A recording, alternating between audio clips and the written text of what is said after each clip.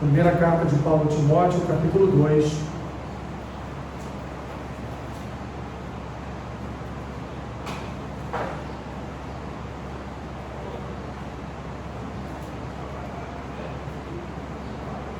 Versículo, antes de ler, eu quero orar, pedir ao Senhor a sua graça, que nos ajude nesses minutos que estaremos falando sobre intercessão. Senhor, somos gratos a Ti por mais um levantar em nossas vidas, por mais uma vez as Tuas misericórdias estarem sendo renovadas sobre cada um de nós. Obrigado pela presença do Teu povo, obrigado porque certamente o Teu Santo Espírito que nos conduziu até a Tua casa nesta manhã para aprendermos um pouco mais da Tua palavra e na união e na comunhão dos santos manifestarmos o derramar da Tua graça, do Teu amor, Senhor, o dom da fé e a esperança de que um dia todos nós estaremos reunidos para todo sempre na Tua presença. Fica conosco, abençoa-nos em tudo que faremos aqui nesta manhã, ao que Te pedimos e já Te agradecemos em nome de Jesus. Amém. Olha o que Paulo diz a Timóteo, no capítulo 2, versículo 1, da sua primeira carta ao jovem Timóteo. Antes de tudo, pois, exorto que se use a prática de súplicas, orações, intercessões, ações de graças em favor de todos os homens, em favor dos reis e de todos os que se acham investidos de autoridade, para que vivamos vida tranquila e mansa, com toda piedade e respeito. Paulo, então, ele mostra a Timóteo que dentro da temática da oração, nós temos intercessões, temos ações de graças, temos prática de súplicas. Então nós temos aqui dentro do campo, dentro da temática oração, nós temos aí as suas subdivisões. Nós aprendemos na primeira aula que precisamos de um lugar, de um tempo, e precisamos todos os dias estar a sós com o Senhor. Foi isso que aprendemos lá na primeira aula. Na segunda aula nós aprendemos que precisamos, dentro do nosso tempo de oração, dentro desta solidão com Deus, no nosso quarto, com a nossa porta fechada, sem ninguém nos perturbar naquele momento, naquele horário que nós escolhemos para estar a sós com Deus, nós também devemos estar lendo as Escrituras, naquilo que o autor, na primeira apostila, no primeiro livreto aí vai chamar de leitura espiritual, que é também o que os franciscanos, os beneditinos também chamam. Eles não chamam de leitura bíblica, eles chamam de leitura espiritual. E também a prática da adoração, a prática também do louvor em meio à nossa intercessão, ali em meio à nossa oração, em meio às nossas súplicas. Nós devemos então ler as Escrituras e devemos também, podemos aliás, estar também separando um breve tempo de adoração e de louvor ao Senhor. Até aqui então nós aprendemos uma forma de nos resguardarmos para Deus em oração, aprendemos o que fazer nesse tempo de oração, não só orar, mas também ler as Escrituras e adorar ao Senhor. E hoje nós vamos afundar um pouquinho mais nesse mar aí da oração, vamos um pouquinho mais fundo, no sentido de saber o que é praticar a intercessão. A intercessão é um modelo de oração, a intercessão é uma forma de oração, mas a intercessão é algo que é um pouco diferente de uma simples oração. Na intercessão, nós nos colocamos na brecha por alguém, nós nos colocamos na brecha por nós mesmos, nós intensificamos com súplicas as nossas petições ao Senhor, e ali então na intercessão nós estamos indo mais longe na prática de oração com Deus. Via de regra, a gente sempre ouve alguém dizer assim, né? Ora por mim, peça a Deus por mim, né? Por esse problema. Isso até certo ponto é bom, né? Porque assim, perigoso é quando alguém vem ao nosso encontro e fala assim, intercede por mim, porque é diferente. Porque quando alguém chega a pedir a você para interceder, é porque o negócio está feio mesmo, né? Porque aquela pessoa quer que você vá mais fundo, né? Ela quer que você ali passe um tempo bom com Deus, se colocando na brecha por sua vida. Então Paulo ele vai instruir Timóteo, e o engraçado é que no texto ele fala antes de tudo, né? Ou seja, antes de Timóteo estabelecer ministérios naquela sua jovem, nova congregação, Paulo está dizendo a ele, cara, ora porque não é fácil não, você vai precisar de súplicas, de intercessões, de ações de graça, você vai precisar ter uma vida de oração, porque senão você não vai seguir adiante, você não vai conseguir suportar o peso do ministério, você não vai conseguir ser alicerce para pessoas, você não vai conseguir orar e interceder por pessoas. Então, Timóteo, no seu ministério pastoral, o principal ministério de um pastor, evidentemente também como principal a leitura das Escrituras, mas também ali, junto com as Escrituras, a prática da oração e da intercessão, sem a qual, de fato, um ministério não avança. E quando eu falo avançar, meus irmãos, não é no sentido do avanço de cuidar só de uma igreja, é no avanço do próprio coração do ministro, é no avanço do próprio coração, não só do ministro, mas do crente também, porque o crente que eu brincava muito com os meus alunos de batismo, eu falava com ele, crente que não lê a Bíblia, não ora e não jejua, é crente que vai cair no buraco já já e não vai conseguir sair dele, tamanha a profundidade desse buraco. Então, nós precisamos, de certa forma, com urgência, orar, interceder, ler as Escrituras e adorar ao Senhor nos nossos momentos, ações com o Pai.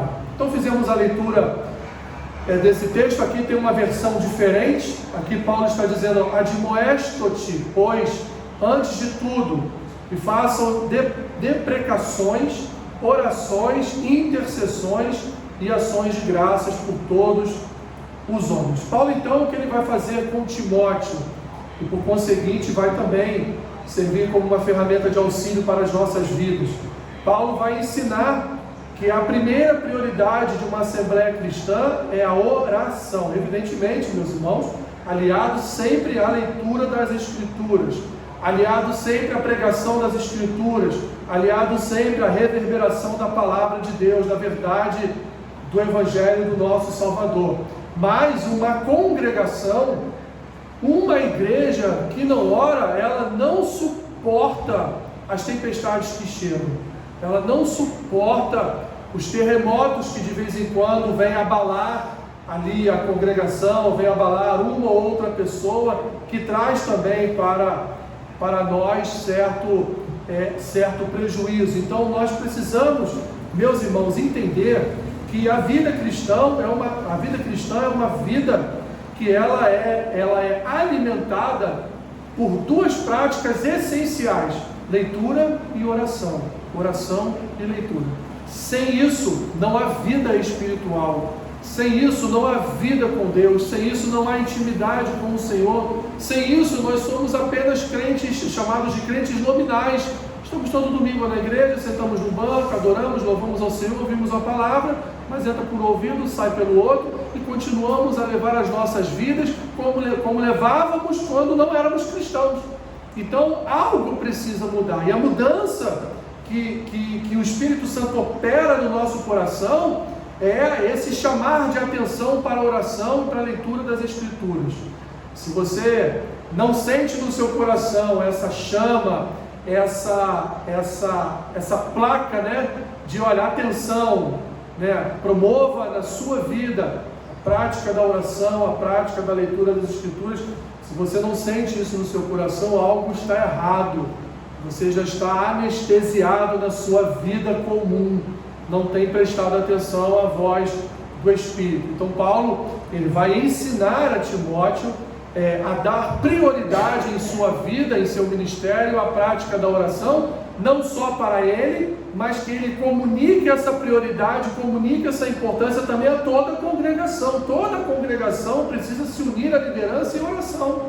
Toda a congregação precisa se unir uns aos outros em oração, na prática da oração.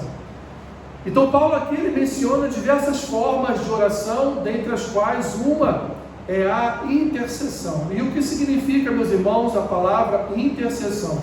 Significa literalmente interpor-se ou colocar-se entre. Sério isso, né? Você vai se interpor ou se colocar entre uma pessoa e Deus. Nós vamos ver já no livreto que vocês têm em mãos, espero que vocês tenham em mãos, que hoje nós vamos fazer bastante uso dele. Nós vamos ver o exemplo de dois homens que se colocavam na brecha existente entre Deus, e no caso de Moisés o povo, e na brecha existente entre Deus e no caso de Abraão, algumas situações na sua vida que o levaram a interceder, o levaram a orar. Então interceder, meus irmãos, significa literalmente interpor-se ou colocar-se entre. Todas as vezes que nós oramos pela vida de alguém, nós estamos, o crente pentecostal gosta muito de falar, se colocar na brecha, né? A gente está sempre se colocando na brecha, mas afinal de contas, o que é essa brecha? É um buraco que tem ali, eu vou lá e me coloco dentro para que o irmão não entre nele? Não, não é isso.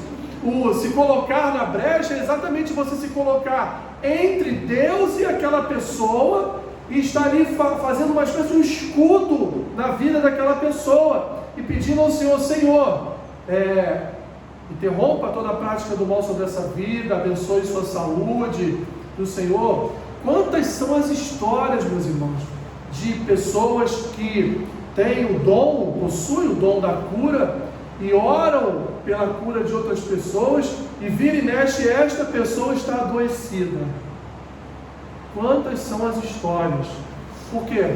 Porque são pessoas que se colocam na brecha por seus irmãos, oram pela saúde dos seus irmãos são curados, não por causa dela, mas por causa do dom que opera nela, e ela mesma, que tem ali aquele dom de cura, vive adoecida. Por quê? Porque ela se coloca entre, aí nesse caso, entre a enfermidade e a pessoa. É como se ela estivesse dizendo assim: Senhor, como Moisés fez algumas vezes, né? Senhor, que a tua vingança, a tua ira, a tua justiça não venha a operar no sentido de matar o teu povo, mas antes que o Senhor mate o teu povo, tira a minha vida primeiro, que o Senhor me leve no lugar do povo, mas poupe a vida do povo. Essa é a prática da intercessão. É isso que o intercessor faz. E você deve estar pensando aí, eu fazer o que Moisés fez? De forma alguma.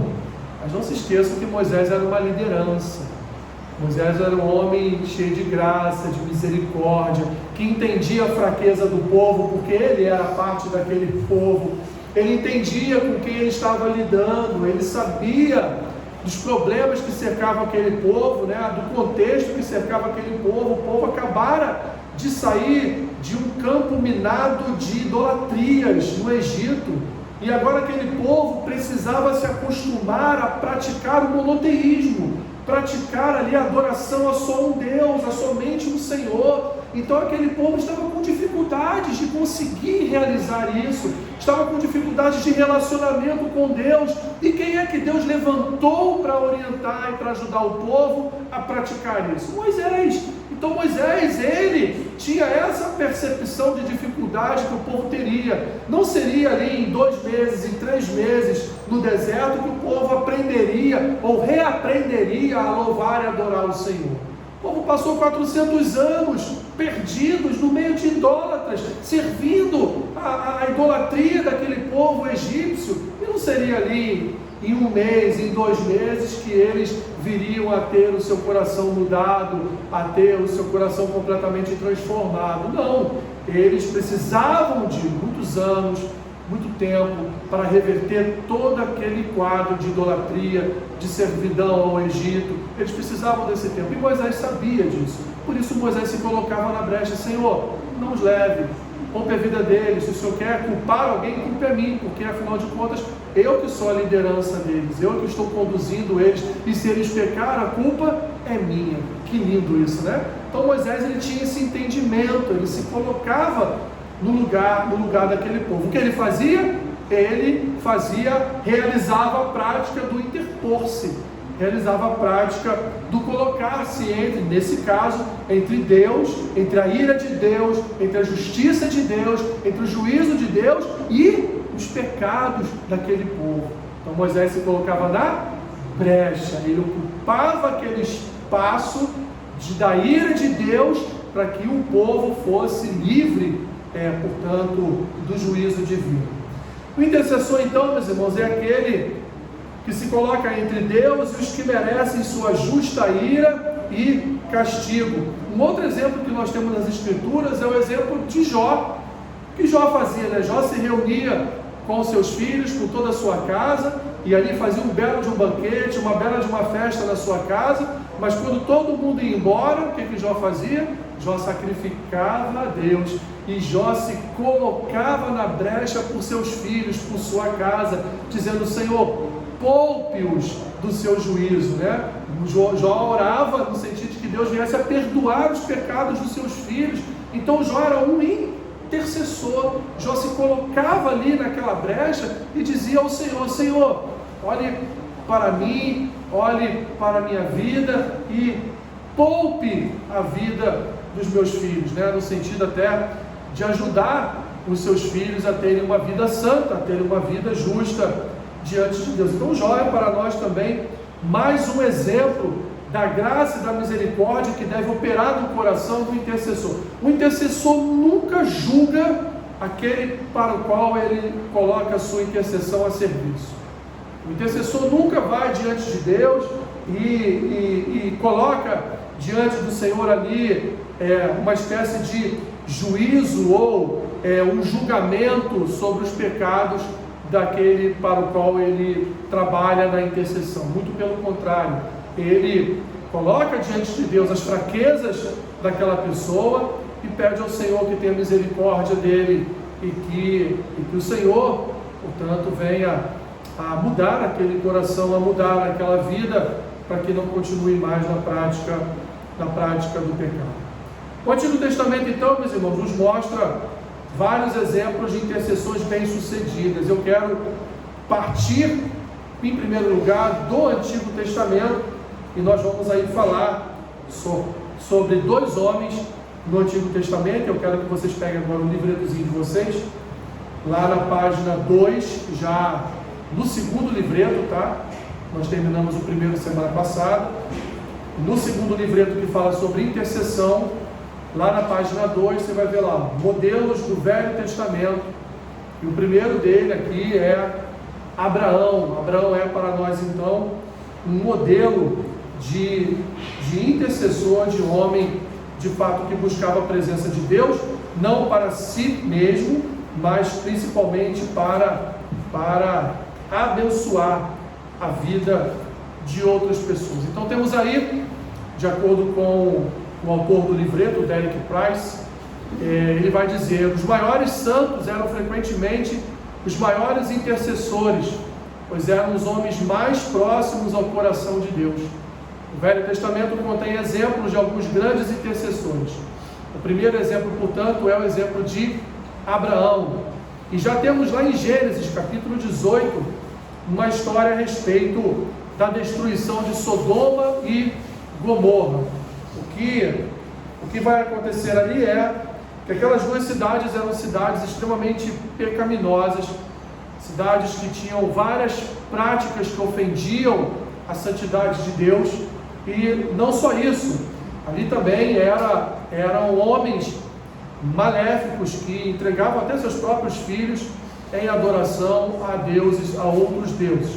Então temos em Gênesis 18, o anjo do Senhor, ele vai manifestar que vai destruir Sodoma e Gomorra, mas o anjo ele tenta de alguma forma ocultar de Abraão o que ele iria fazer lá em Sodoma e Gomorra. E por que ele vai ocultar de Abraão o que ele iria fazer, porque ele sabia que lá naquela cidade existia um homem chamado Ló, sobrinho de Abraão, e certamente Abraão faria o quê? Abraão viria a interceder pela vida de Ló, no sentido de que Deus viesse então a poupar a vida de Ló. Diz aí, em Gênesis 18, vemos o Senhor com mais 2 anjos chegando para visitar a tenda de Abraão.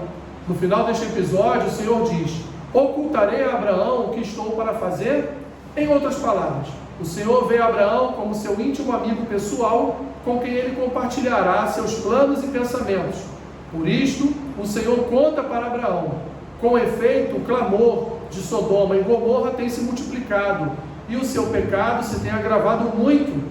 Descerei e verei se de fato o que tem praticado corresponde a esse clamor que é vindo até mim, e assim não é, se assim não é, sabê-lo-ei.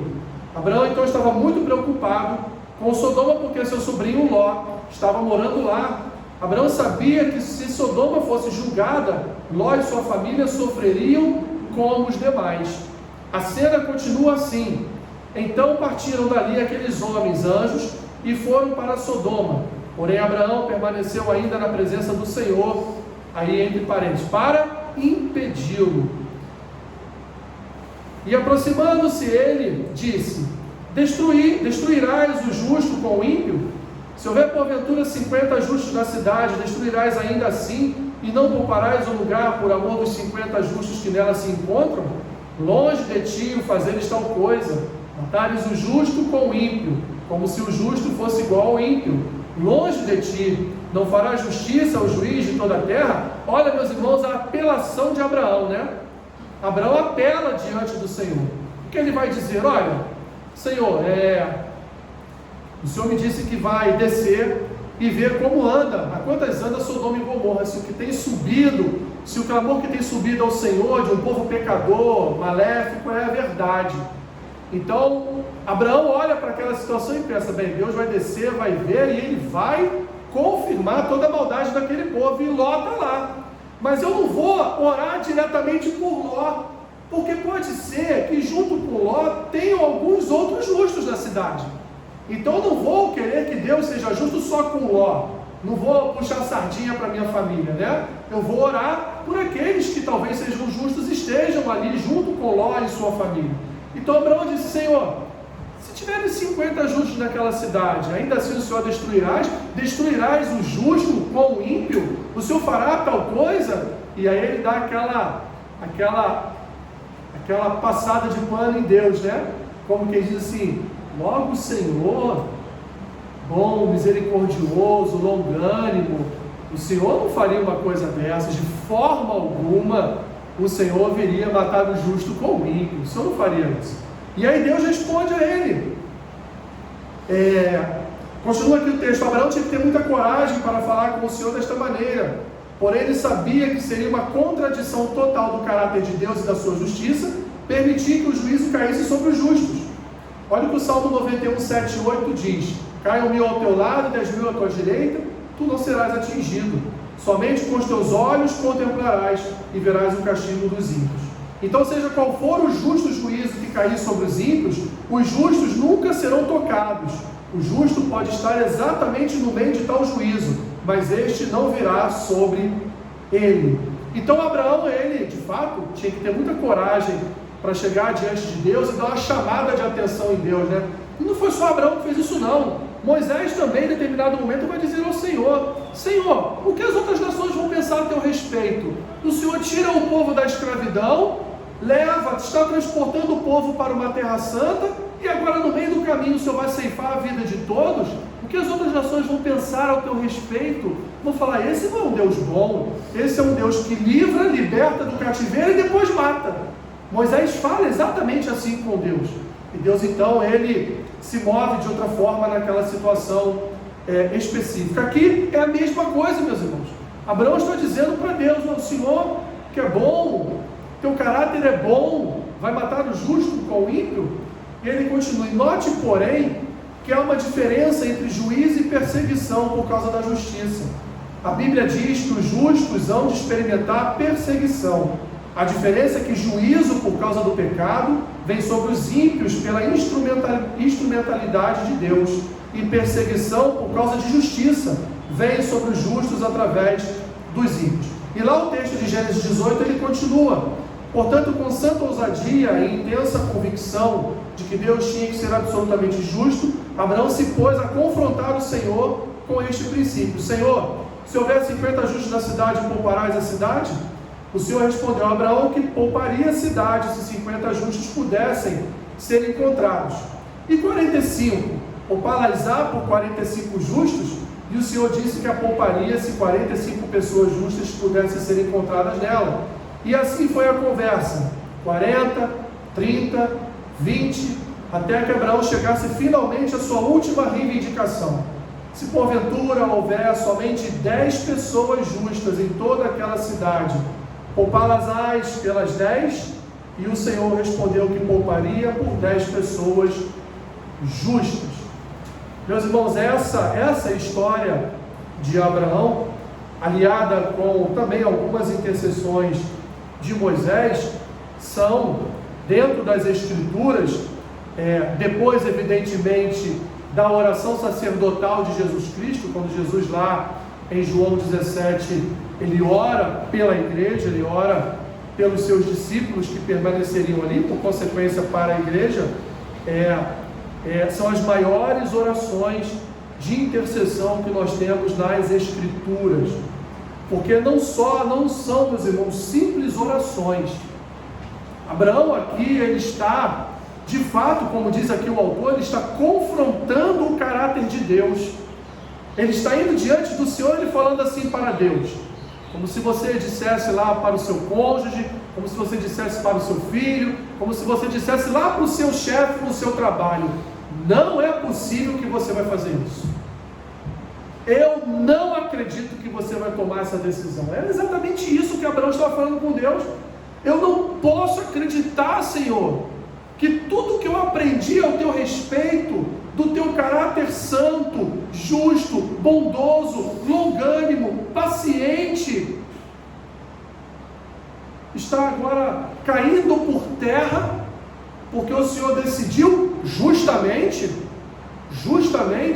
condenar 2 cidades idólatras, pecadoras, maléficas, juntamente com pessoas íntegras, justas e santas que moram naquele lugar. Então, Senhor, como Abraão mesmo vai dizer, olha, me perdoe, Senhor, mas eu quero, o autor aqui não citou, mas lá no texto diz, eu quero aqui pela última vez, eu quero chegar diante do Senhor, eu já te peço perdão, mas se ainda tiverem 10 naquele lugar, como se Abraão estivesse dizendo para Deus, olha, e se restar 1, o que o Senhor vai fazer? Então Abraão está ali, literalmente, meus irmãos, se colocando na brecha. Evidente que o seu grande objetivo era salvar a vida de Ló e da sua família, dos seus familiares. Não era como grande objetivo salvar os justos que tinham naquela cidade, mas sim o seu sobrinho. E tanto é que quando esse texto termina, nós vamos ver só a família de Jó saindo daquela cidade. O texto bíblico não nos diz, não nos fala de outras famílias. Ele nos fala da família de Jó, que era o objetivo das orações de Abraão. Mas Abraão, meus irmãos, ele se coloca ali naquele momento no ministério de intercessão e diz para Deus, tudo que o Senhor me ensinou, se o Senhor fizer isso, eu vou desaprender, eu não vou entender o que o Senhor quer fazer. Continuando então na página 3, esta é uma tremenda revelação. Se os meus cálculos forem corretos, Sodoma era uma cidade grande para aquela época, com uma população não inferior a 10 mil. Por amor a 10 pessoas no meio de 10 mil, Deus estava pronto para poupar a cidade inteira. Isto é uma pessoa em cada 1000. Jó, no capítulo 33, versículo 23, registra esta mesma proporção. Se com ele, pois, houver um anjo, um intérprete, em 1 entre 1000, para declarar ao homem o que lhe é justo, Eclesiastes 7,28 diz, semelhantemente afirma, causa que a minha alma ainda busca, mas não achei um homem entre 1000. 1 entre 1000. A Bíblia aparentemente usa esta expressão para identificar um homem extraordinariamente justo, ou seja, Abraão não estava pedindo para qualquer pessoa, Abraão estava pedindo para pessoas que fossem de fato íntegras na presença de Deus, justas na presença de Deus, que não tivesse um ponto e vírgula, não tivesse nada que viesse a desabonar a sua conduta. Então Deus disse: se eu puder encontrar em Sodoma uma pessoa justa em cada 1000, pouparei a cidade inteira. E ele termina dizendo, por exemplo, se aplicássemos essa proporção lá no contexto dele, né, aos Estados Unidos hoje, precisaríamos de aproximadamente 210 mil pessoas extraordinariamente justas para obter misericórdia em favor de toda a nação. Você qualificaria como uma dessas 210 mil pessoas? Eu qualificaria? Não sabemos, né, meus irmãos? Então, com o exemplo, o primeiro exemplo que o autor nos dá, que é o exemplo de Abraão, e não foi evidentemente só aqui que Abraão intercedeu. Aliás, Abraão se colocou até numa guerra para salvar o seu sobrinho Ló, não é? Então nós vemos aqui na vida de Abraão, meus irmãos, um homem extremamente interessado em interceder por vidas alheias, e extremamente interessado em interceder até mesmo por vidas que em determinado ponto da sua história pudessem ter lhe desagradado, né? Porque quando os pastores de Abraão eles têm ali um problema com os pastores de Ló, o que acontece? Ambos vão se dividir. E aí Abraão faz o que com Ló? Olha essa terra aí à sua frente, escolhe aí o que você quiser. E Ló então olhou lá para as campinas lá de Sodoma e Gomorra, viu que eram bonitas, que eram magníficas, que os seus pastores viveriam felizes ali. O que Ló fez? Escolheu aquela melhor parte, e Abraão seguiu a sua vida, seguiu a sua história. Abraão poderia agora chegar, né? O meu sobrinho fez a sua escolha, o problema é dele, né? Quantos são os crentes que fazem isso, né, meus irmãos? Mas ela não escolheu isso? O problema é dela agora, se vira. Ele não quis ir por esse caminho? Cansei de avisar para não ir, mas não foi por esse caminho? Agora se vira lá, o problema é dele. Quantos fazem isso? Mas Abraão não, meus irmãos. Abraão olhou com um olhar de misericórdia, porque o intercessor, ele é misericordioso. A graça de Deus flui no coração do intercessor, porque se assim não for, nós nunca intercederemos por ninguém, nós nunca nos colocaremos na brecha por ninguém. Então o amor que vem de Cristo, a graça que vem de Cristo, a misericórdia que vem de Cristo, a bondade que vem de Cristo, ela deve estar no coração do intercessor para movê-lo a orar por aqueles, até mesmo aqueles que um dia o confrontaram, aqueles que um dia fizeram coisas que ele não gostou, aqueles que um dia então escolheram de fato seguir um outro caminho, uma outra direção, e não deram ouvidos à palavra do intercessor. Então o intercessor, meus irmãos e minhas irmãs, ele não escolhe por quem orar, ele ora com um coração de misericórdia, de graça, por aquele que está necessitando, por aquele que está precisando, por aquele que está carecendo das nossas orações, né?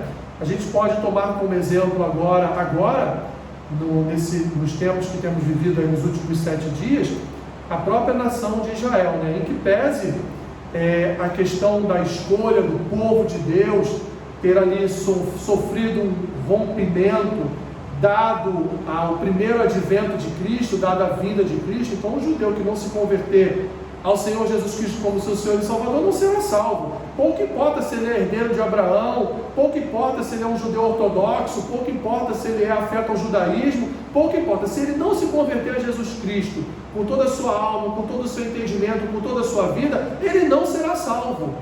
Ele não será salvo. Mas, dadas as circunstâncias históricas e espirituais, nós podemos sim orar por Israel. Mas ali, meus irmãos, não tem santo nem de um lado e nem do outro. Os dois lados são errados. Hoje, o mais errado, evidentemente, é aquele que iniciou toda essa empreitada na semana passada, que é um grupo terrorista, né? Eles não são representantes do povo palestino. Eles tomaram o poder nas eleições, para que vocês entendam o contexto, tomaram o poder nas eleições. As eleições na Palestina foram fraudadas alguns anos atrás, tomaram o poder e hoje então eles instalam foguetes na casa dos palestinos para atacar Israel, usam as crianças palestinas como escudos humanos, usam mulheres como escudos humanos, não estão permitindo que os palestinos fujam para o sul da Palestina, porque Israel já avisou que vai atacar ali aquela faixa ali onde o Hamas está. Eles não estão permitindo, estão colocando caminhões nas estradas, não deixando o povo passar, e estão atirando no povo e dizendo que é Israel que já está atacando. Então há uma série, evidentemente, uma série de problemas quanto a esse grupo especificamente, e evidentemente a toda a ação tem uma reação de igual ou maior proporção, né? Israel é muito mais forte do que eles e vai reagir de forma até desproporcional, mas foram mexer com eles. A nossa oração é por ambos os lados. Nós temos que orar ali para que haja alguém, Deus levante alguém que possa ali, levante um Abraão, né, de alguma nação aí, que possa ser ali o interlocutor entre ambos os lados e possa ter um cessar-fogo, possa ter ali pelo menos um resquício de uma parada, de uma paz. A nossa oração, meus irmãos, é essa, a nossa intercessão é essa. Se Deus vai fazer ou não, aí é com Ele. Então, dizendo aí, os dois lados estão errados, mas qual é a nossa função? A nossa função é interceder, a nossa função é orar, mesmo sabendo que temos problemas ali de ambos os lados. Então nós temos que orar, né? A nossa função é essa, até mesmo porque, meus irmãos, é um conflito que pode daqui a pouco se espalhar por todo o mundo, ok? O segundo exemplo, então, que Derek Prince nos traz é o exemplo de Moisés, também um outro intercessor. Em Êxodo capítulo 32, nós vemos Moisés subindo o monte Sinai para receber a aliança de Deus.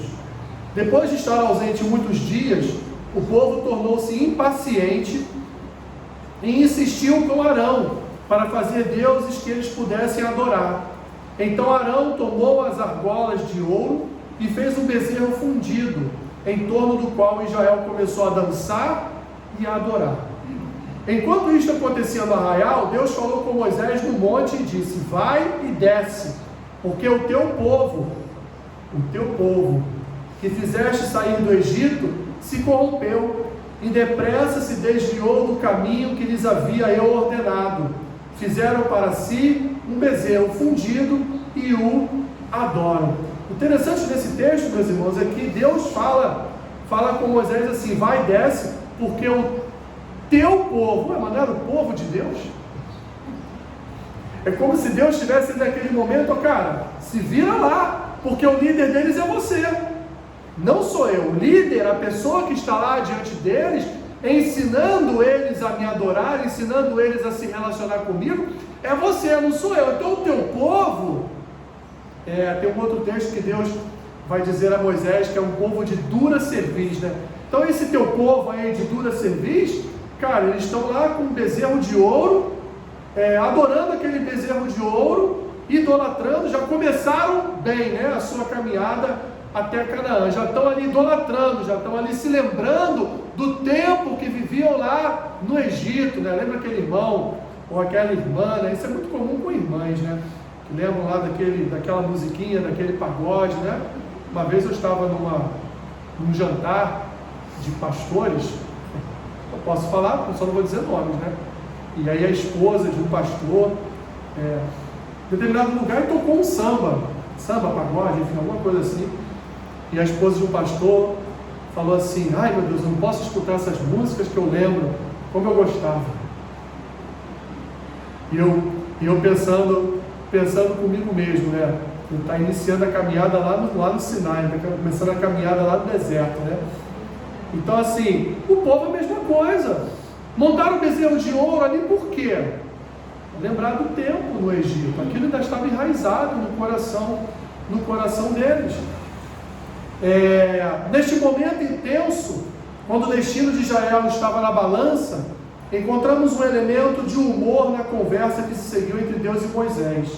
Referindo-se a Israel, Deus fala com Moisés que eles são teu povo.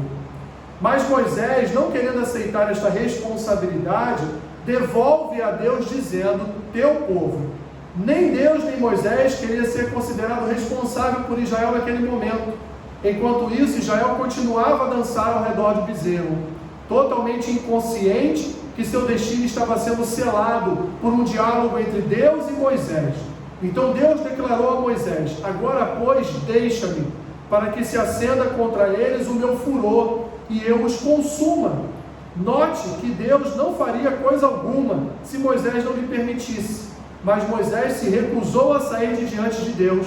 Como intercessor, ele continuou se interpondo entre Deus e o povo. Finalmente, Deus disse que usaria Moisés para redimir sua promessa a Abraão, Isaque e Jacó, começando tudo de novo com Moisés e formando dele uma grande nação.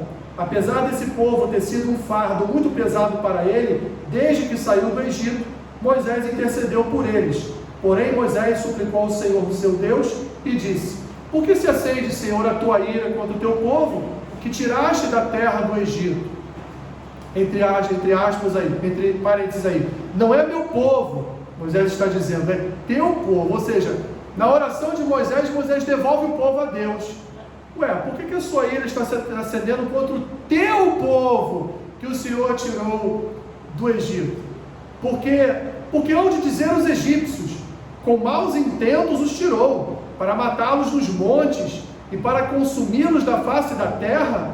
Torna-te do furor da tua ira e arrepende-te deste mal contra o teu povo. Olha a audácia de Moisés, meus irmãos. Moisés dizendo: olha, em primeiro lugar, Senhor, eu devolvo essa afronta, o povo é teu, não é meu, porque foi o Senhor que os tirou do Egito, não fui eu fui apenas uma ferramenta, um canal, um instrumento que o Senhor usou para tirá-los do Egito, mas não fui eu que tirei não, foi o Senhor. O povo, portanto, é teu. Em segundo lugar, Senhor, imagina o que os egípcios vão falar a teu respeito, quando eles tiverem a notícia que todo este povo morreu no deserto, porque Deus ceifou a vida deles. Que vergonha, né, Deus? Que vergonha que o Senhor vai passar. Um Deus bondoso que queria reunir uma nação, reunir um povo, agora vai envergonhar o seu próprio nome, junto a outras nações que não lhe conhecem, porque o Senhor está irado, porque eles fizeram um bezerro de ouro e estão adorando aquele bezerro de ouro, né? E aí Moisés, ele quase que dá uma ordem a Deus: torna-te do furor da tua ira e arrepende-te deste mal contra o teu povo. Parecia que Moisés estava falando ali com o filho, né? Ô rapaz, cara, para de praticar esse mal, tu não vai fazer mais isso não, cara, você está maluco? Deixa de praticar isso. É como se Moisés estivesse falando com qualquer pessoa. E aqui, meus irmãos, está ipsis literis o que está lá no texto bíblico, tá? Ele transcreveu aqui para o livreto. Ele dá uma ordem: arrependa-te deste mal contra o teu povo. Moisés dizendo para Deus: arrependa-te de estar praticando, de pensar em praticar o mal contra o teu povo. A preocupação de Moisés era a reputação de Deus. Ele disse: Deus, se depois de tirar este povo para fora, eles vierem a perecer nos montes, os egípcios vão dizer que tiveste mais intenções quando os tiraste do Egito. Vemos então a mesma preocupação com a reputação de Deus em Números 14, 13 a 16. O povo provocou ao Senhor quando se recusou a crer no relatório positivo dos 2 espias enviados para a terra prometida, escolhendo antes crer no relatório negativo dos outros 10. Deus ficou tão irado com sua incredulidade que outra vez procurou destruí-los e fazer de Moisés uma grande nação. Mas aqui, mais uma vez, Moisés lembra o Senhor que as nações que tinham ouvido a fama do Senhor iriam pensar que ele não era capaz de introduzir o povo na terra, e por isto o matou no deserto. A preocupação de Moisés em ambos os casos não era sobre sua reputação pessoal. Sua única preocupação era a glória e reputação de Deus na terra. Percebam bem, meus irmãos, a sabedoria, a perspicácia, tanto de Abraão quanto de Moisés. Eles vão usar o próprio caráter de Deus contra a decisão de Deus. E aí, tem coragem de fazer isso?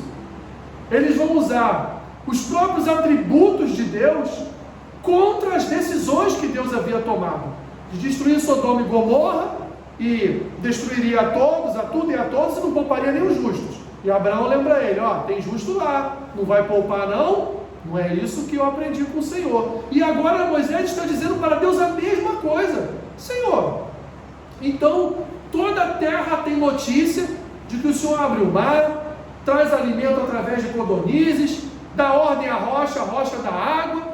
Todo mundo tem notícias dos seus milagres, das suas operações de maravilhas, quanto à libertação e sustentação do povo no deserto. E agora, por causa do pecado do povo, o Senhor vai lançar tudo isso por terra? O Senhor vai sujar o seu próprio nome? Tudo bem, o Senhor vai agir com justiça, com juízo, mas os outros povos não vão entender isso como justiça e juízo. Vão entender isso como a atuação de um Deus mau, de um Deus maléfico, de um Deus que só tirou o povo da escravidão para matá-lo no deserto. Então Moisés dá ordem a Deus: não faça isso, Senhor.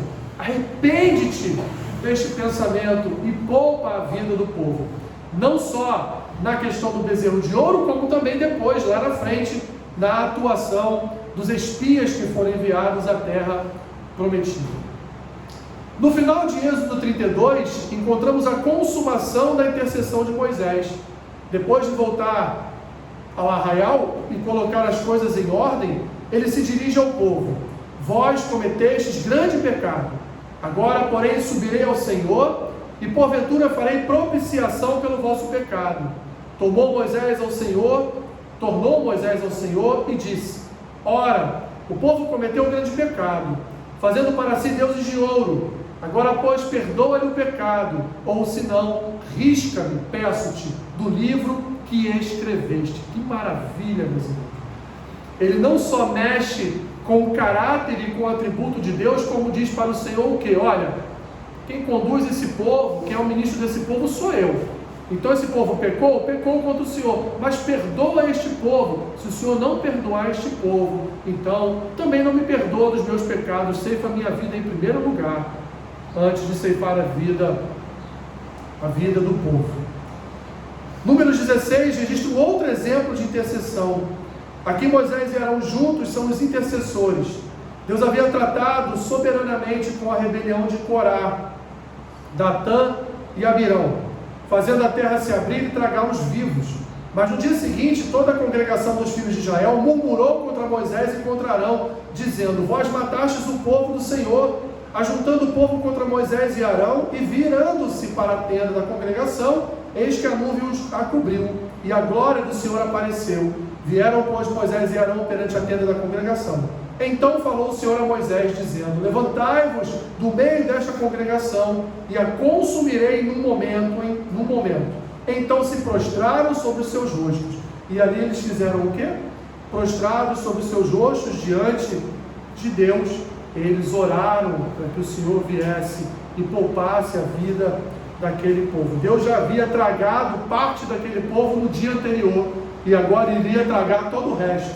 Mas então Moisés e Arão, eles se prostram diante de Deus. E aí, terminando, Moisés falou com Arão e ordenou-lhe: toma o teu incensário, põe nele fogo do altar, deita incenso sobre ele, vai depressa à congregação e faz expiação por eles, porque grande indignação saiu de diante do Senhor, já começou a praga.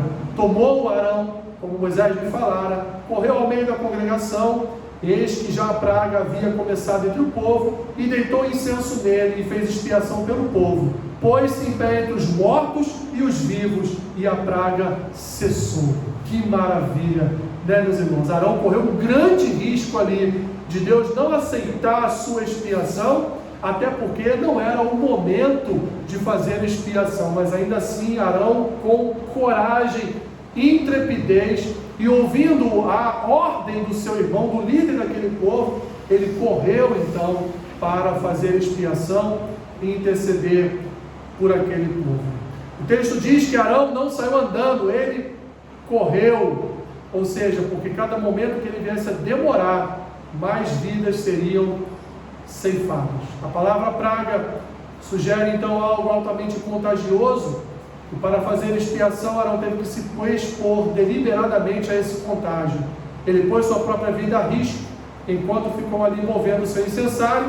A fumaça subia numa coluna branca que dividia os vivos dos mortos. Onde aquela fumaça branca subia do incensário, a praga parava. isto é intercessão, colocar-se a risco da própria vida entre os mortos e aqueles que estão prestes a morrer, e depois oferecer oração e súplicas fervorosas, como a fumaça branca do incensário, até que a praga cesse. Então vimos aqui, meus irmãos, dois exemplos clássicos das Escrituras de homens que verdadeiramente se colocaram na brecha pelo povo, colocaram suas vidas em risco, orando por outras pessoas. E o que é que o intercessor faz, meu irmão e minha irmã? Ele coloca a sua vida em risco para estar intercedendo por outras vidas. O chamado para a intercessão, meus irmãos, é um chamado para viver de forma não só corajosa, mas viver também uma vida de forma arriscada. Porque quando nós nos colocamos na brecha por outras vidas, nós estamos arriscando a nossa própria vida. Isso é a vida de um intercessor. Alguma dúvida? Não? Vou trazer a prova então semana que vem. Semana que vem eu vou fazer arguição. Lembra de arguição nossa de escola? O professor falava assim: feche os livros, hoje é dia de arguição. Nem avisava, né? Aí o que você fazia? Eu sei que você fazia isso. Você se escondia atrás do colega na carteira da frente, assim, né? O professor não te vê. Não porque você não sabia, você sabia a resposta. Mas porque você era tímido, não queria estar exposto a toda uma turma, né? Mas como isso acontecia? Então vamos orar para você ter aí um breve intervalo e voltaremos então para o nosso culto de adoração ao Senhor. Obrigado, Pai, por esse momento em que estivemos aprendendo uma breve introdução a respeito deste tema tão importante para as nossas vidas espirituais. Abençoe-nos, Senhor, em tudo que faremos, no culto que estaremos, Senhor, ofertando a Ti daqui a alguns minutos. Abençoe-nos, é o que nós te pedimos e somos gratos a Ti, em nome de Jesus. Amém.